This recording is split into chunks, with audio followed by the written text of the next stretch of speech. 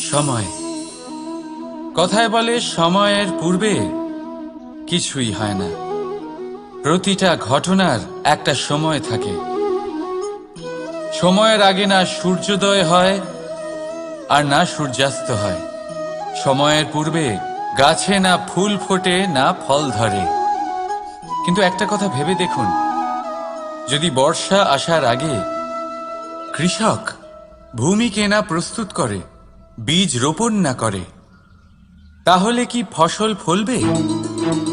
যদি কোনো যোদ্ধা যুদ্ধের পূর্বে নিজের অস্ত্রের ধার না দেয়, তাহলে সে যুদ্ধ কি করে লড়বে?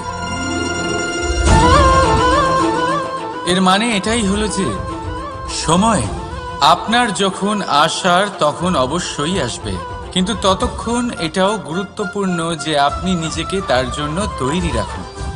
কারণ এই সুযোগ